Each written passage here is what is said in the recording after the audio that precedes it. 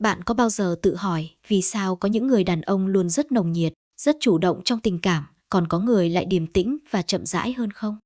Nhiều người vội vàng gắn nhãn tính cách, nhưng sự thật đôi khi đơn giản hơn chúng ta nghĩ. Mỗi người có một mức nhu cầu tự nhiên khác nhau, và chính điều đó ảnh hưởng đến cách họ thể hiện sự quan tâm, sự gần gũi và cảm xúc.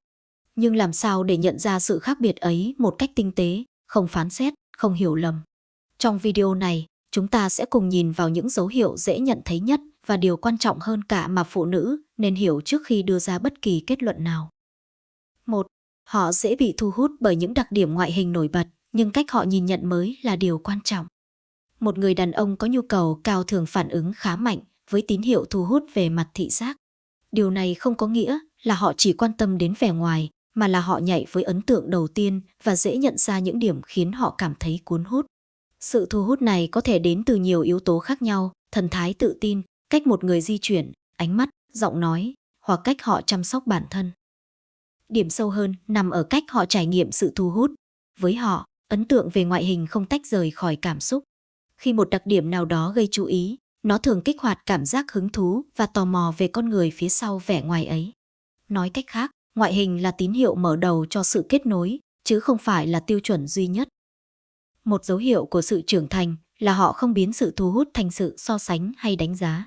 Họ không đặt con người vào những khuôn mẫu cố định, mà bị hấp dẫn bởi sự hài hòa tổng thể cách một người hiện diện trong không gian, cách họ giao tiếp và năng lượng họ mang lại. Vì vậy, điều khiến họ chú ý không phải là một chuẩn nào đó, mà là cảm giác sống động khi ở gần người ấy. Ngoài ra, những người có nhu cầu cao nhưng biết kiểm soát thường thể hiện sự thu hút một cách tinh tế. Họ có thể dành nhiều sự chú ý hơn, ánh mắt lâu hơn một chút, hoặc lời khen cụ thể nhưng tôn trọng. Họ không xem sự thu hút là lý do để vượt qua ranh giới, mà là động lực để hiểu người kia sâu hơn.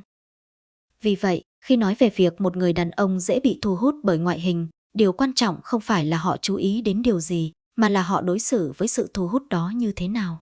Nếu sự quan tâm đi cùng sự tôn trọng, sự lắng nghe và sự ổn định trong hành vi, thì đó là biểu hiện của cảm xúc thật. Còn nếu chỉ dừng ở ấn tượng bề ngoài, mối kết nối sẽ khó đi xa. Trong một mối quan hệ bền vững, điều giữ hai người ở lại không phải là một đặc điểm cơ thể cụ thể, mà là cảm giác được trân trọng, được hiểu và được đồng điệu. Sự thu hút có thể bắt đầu từ bên ngoài, nhưng sự gắn bó luôn được xây dựng từ bên trong. 2. Họ thường thể hiện sự quan tâm về mặt gần gũi sớm hơn bình thường. Điều này không có nghĩa là họ thiếu nghiêm túc hay chỉ chú ý đến yếu tố thể chất. Thực tế, với một người đàn ông có nhu cầu cao, cảm giác gần gũi là một phần tự nhiên của việc xây dựng kết nối cảm xúc. Khi họ thích ai đó, sự quan tâm không chỉ dừng ở lời nói hay hành động lịch sự thông thường, mà còn thể hiện qua mong muốn được ở gần, được chia sẻ không gian, được tạo ra cảm giác thân mật sớm hơn so với người khác. Họ có xu hướng chủ động rút ngắn khoảng cách, ví dụ như tìm lý do để ngồi gần hơn, quan tâm nhiều hơn đến phản ứng cảm xúc của bạn, hoặc thể hiện sự ấm áp một cách rõ ràng. Điểm quan trọng là sự sớm ở đây thường đi kèm với cảm xúc chân thành chứ không phải áp lực. Họ không chỉ muốn tiếp xúc, mà muốn cảm nhận sự kết nối đang tồn tại giữa hai người. Với họ, sự gần gũi giống như một ngôn ngữ giao tiếp cách để nói rằng họ bị thu hút, họ hứng thú, họ đang hiện diện trong mối quan hệ đó. Tuy nhiên, điều phân biệt một người trưởng thành với một người thiếu tinh tế nằm ở cách họ phản ứng với ranh giới. Một người đàn ông biết kiểm soát sẽ luôn quan sát sự thoải mái của bạn, điều chỉnh hành vi khi nhận thấy bạn chưa sẵn sàng, và không xem sự gần gũi là điều hiển nhiên. Sự chủ động của họ đi cùng với sự tôn trọng đó mới là dấu hiệu quan trọng cần nhìn thấy. Vì vậy, khi nhận ra một người thể hiện sự quan tâm gần gũi sớm hơn bình thường, đừng vội kết luận tiêu cực. Hãy quan sát cách họ lắng nghe, cách họ chậm lại khi cần, và cách họ đặt cảm xúc của bạn song song với mong muốn của họ. Chính thái độ đó mới cho bạn câu trả lời rõ ràng nhất về con người thật của họ. Họ thích sự chạm nhẹ và giao tiếp cơ thể. Một trong những biểu hiện dễ nhận thấy ở người đàn ông có nhu cầu cao là họ xem sự chạm nhẹ như một cách giao tiếp tự nhiên, gần giống như ánh mắt hay giọng nói. Với họ, cảm xúc không chỉ tồn tại trong suy nghĩ, mà còn được truyền đi qua những tín hiệu rất nhỏ của cơ thể. Một cái chạm vai khi nói chuyện, một cái nắm tay ngắn, hay đơn giản là xu hướng ngồi gần hơn một chút, đó không phải là hành động bộc phát, mà là cách họ cảm nhận và xác nhận sự kết nối đang tồn tại giữa hai người. Điều thú vị là những người như vậy thường không ý thức rằng họ đang thể hiện nhiều hơn người khác. Họ chỉ đơn giản hành xử theo cách khiến họ cảm thấy chân thật và hiện diện trong khoảnh khắc. Khi họ thích ai đó, sự gần gũi về không gian giúp họ cảm thấy mối quan hệ có thực, có chiều sâu, không phải chỉ là lời nói xã giao. Vì vậy, sự chạm nhẹ đối với họ giống như một dạng ngôn ngữ cảm xúc tinh tế, trực tiếp và khó giả vờ. Tuy nhiên, sự khác biệt nằm ở chất lượng của hành vi, không phải số lượng. Một người đàn ông trưởng thành sẽ luôn để ý phản ứng của đối phương. Họ nhận ra sự thoải mái hay ngập ngừng rất nhanh qua ánh mắt, tư thế hoặc cách bạn phản hồi. Khi thấy bạn lùi lại, họ cũng sẽ lùi lại. Khi thấy bạn thoải mái, họ mới tiếp tục giữ sự gần gũi đó. Nói cách khác, sự chạm nhẹ ở đây không phải là hành động áp đặt, mà là một cuộc đối thoại không lời giữa hai người. Ngoài ra, những người thích giao tiếp bằng cơ thể thường có khả năng cảm nhận cảm xúc khá nhạy. Họ chú ý đến năng lượng của cuộc trò chuyện, nhịp điệu tương tác và bầu không khí chung. Chính vì vậy, sự tiếp xúc nhẹ nhàng đôi khi là cách họ trấn an, thể hiện sự quan tâm hoặc khẳng định rằng họ đang chú ý đến bạn. Đó là kiểu quan tâm mang tính trải nghiệm, họ muốn cảm mối quan hệ, chứ không chỉ nghĩ về nó. Một dấu hiệu quan trọng để phân biệt sự tinh tế với sự vội vàng là nhịp độ. Người thực sự có nhu cầu cao nhưng biết kiểm soát sẽ không tạo cảm giác gấp gáp. Họ để mọi thứ diễn ra tự nhiên theo hoàn cảnh, theo mức độ thân thiết và theo phản hồi của bạn. Sự chạm nhẹ của họ thường ngắn, rõ ràng, không mập mờ, không kéo dài khi chưa có sự thoải mái từ hai phía. Họ không xem việc tiếp xúc là quyền lợi, mà là một phần của sự kết nối cần được đồng thuận. Cũng cần hiểu rằng không phải mọi người đàn ông thích giao tiếp cơ thể đều giống nhau. Có người thể hiện qua sự ấm áp và gần gũi, có người thể hiện qua sự bảo vệ và quan tâm, có người lại chỉ đơn giản là không thích khoảng cách xa khi trò chuyện. Điểm chung nằm ở việc họ xem sự tiếp xúc như một yếu tố giúp mối quan hệ trở nên sống động hơn, chứ không phải là mục đích cuối cùng. Vì vậy, khi quan sát một người đàn ông thường xuyên dùng những cử chỉ chạm nhẹ hoặc giữ khoảng cách gần, điều quan trọng không phải là tần suất, mà là thái độ đi kèm. Hãy để ý xem họ có tôn trọng không gian cá nhân của bạn hay không, có điều chỉnh hành vi theo sự thoải mái của bạn hay không, và liệu sự gần gũi đó có đi cùng với sự quan tâm chân thành hay không. Khi sự tiếp xúc xuất phát từ sự tôn trọng và cảm xúc thật, nó trở thành một dạng giao tiếp ấm áp không lời nhưng rất rõ ràng. 4. Họ nói nhiều về cảm xúc và sức hút. Một đặc điểm khá rõ ở người đàn ông có nhu cầu cao là họ không giấu cảm xúc của mình quá lâu.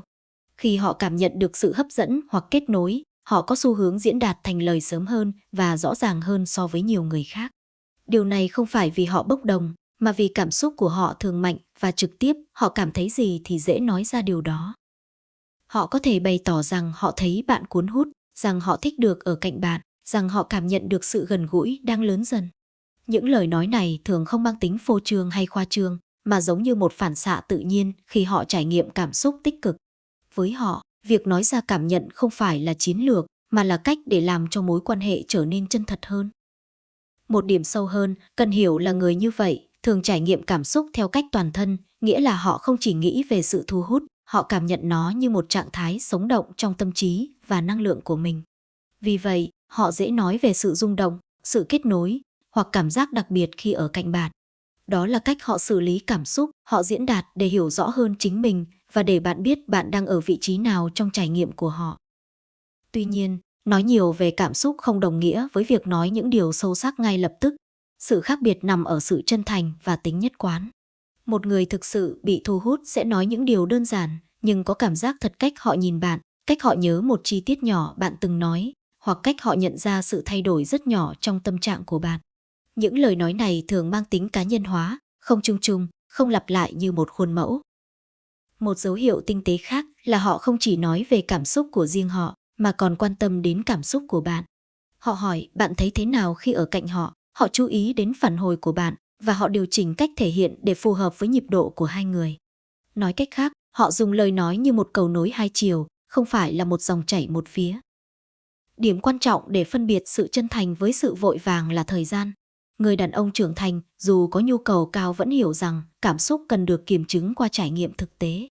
Vì vậy, lời nói của họ thường đi kèm với sự kiên nhẫn và ổn định trong hành vi. Họ không chỉ nói khi cảm xúc dâng lên, mà còn giữ sự quan tâm đó qua thời gian. Khi lời nói và hành động đồng nhất, sự bày tỏ trở nên đáng tin. Ngoài ra, những người nói nhiều về cảm xúc và sức hút thường có xu hướng giao tiếp rõ ràng hơn trong mối quan hệ. Họ không thích sự mập mờ kéo dài, vì đối với họ, cảm xúc mạnh đi cùng với mong muốn hiểu rõ vị trí của mình. Điều này có thể khiến họ trông quyết đoán hoặc thẳng thắn hơn, nhưng khi được thể hiện đúng cách, đó là dấu hiệu của sự minh bạch, không phải áp lực. Vì vậy, khi bạn gặp một người đàn ông thường xuyên bày tỏ cảm xúc và sự thu hút, điều cần quan sát không phải là họ nói nhiều hay ít, mà là cách họ nói và cách họ lắng nghe. Sự bày tỏ chân thành luôn đi cùng sự tôn trọng, sự chú ý đến cảm xúc của bạn và khả năng giữ cho lời nói của mình phù hợp với thực tế mối quan hệ. Khi điều đó hiện diện, lời nói của họ không chỉ là biểu hiện của nhu cầu mà là biểu hiện của sự kết nối thật sự. Cuối cùng, điều quan trọng nhất không phải là một người đàn ông có nhu cầu cao hay thấp. Điều quan trọng là cách họ hiểu bản thân, cách họ tôn trọng người bên cạnh và cách hai người tạo ra sự thoải mái cho nhau. Nhu cầu chỉ là một phần của con người, còn sự trưởng thành mới là điều quyết định mối quan hệ có bền vững hay không. Khi bạn hiểu rõ những dấu hiệu tinh tế này, bạn không còn nhìn mọi thứ bằng sự nghi ngờ hay phán xét, mà bằng sự quan sát và thấu hiểu. Và khi có sự thấu hiểu, bạn sẽ biết ai phù hợp với mình không phải vì họ giống bạn, mà vì họ biết tôn trọng cảm xúc của bạn. Nếu bạn thấy video này mang lại góc nhìn mới hoặc giúp bạn hiểu rõ hơn về tâm lý trong mối quan hệ, hãy nhấn thích và đăng ký kênh để không bỏ lỡ những nội dung tiếp theo. Bạn cũng có thể chia sẻ suy nghĩ của mình ở phần bình luận, mình rất muốn biết bạn nghĩ sao về chủ đề này. Hẹn gặp lại bạn trong video tiếp theo. Và hãy nhớ, hiểu đúng một người luôn bắt đầu từ việc quan sát cách họ đối xử với cảm xúc của bạn.